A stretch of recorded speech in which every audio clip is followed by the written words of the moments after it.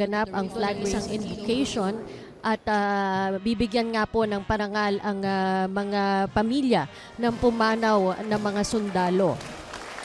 Matapos po ito ay Walter Gasmin.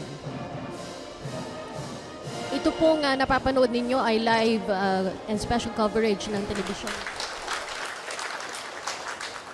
From here, we shall have the flag raising ceremony. Bayang magiliw, sa silanganan, at bundok sa simulan, sa langit mong bugaw, may ilagang pula at awit sa kablayang minamahal. Ang sarap ng watawat mo'y tagumpay na nagniningning, ang bituhin at araw niyang kailan pa may di magdidinig. Lieutenant Colonel Ramon P. Zagala, Officer DAS 11738, Philippine Army.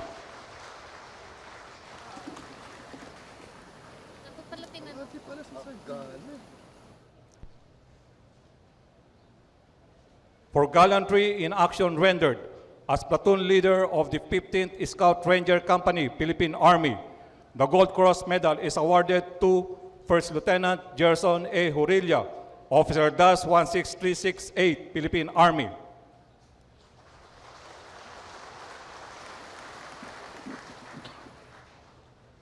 For gallantry in action rendered as commanding of Navy Marines, his son Nicolas will receive the award.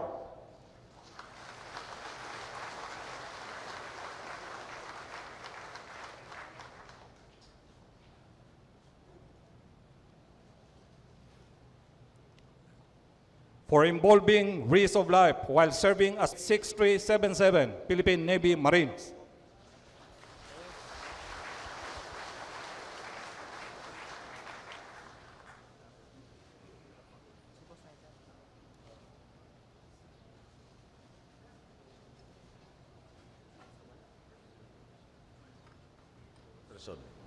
Nang pumutok ang kaguluhan sa Zamboanga City, kayo po mga sundalo at pulis ang inaasahang unang rumisponde para sa ating mga kababayan. At ito nga po, ating DND kasama ang AFP, DILG at PNP. Dali-daling nag-report po sa akin si Secretary Bolts. Hindi po siya nagatubiling akuin ang tungkulin na pumunta sa ating hanay. Kayo nga po ang tanungin ko, sinong hindi matutuwa sa tulad niyang walang pinipiling panahon sa paglilingkod? Alam kong nasa mabuting kamay ang mga operasyon at estratehiya natin dahil walang takot at laging in control itong si Secretary Bolts. Sa pinagsama nilang husay at talento ni General Manny Bautista, epektibo nilang pinamunuan ang pagpigil sa masamang tangka ng rebelding grupo.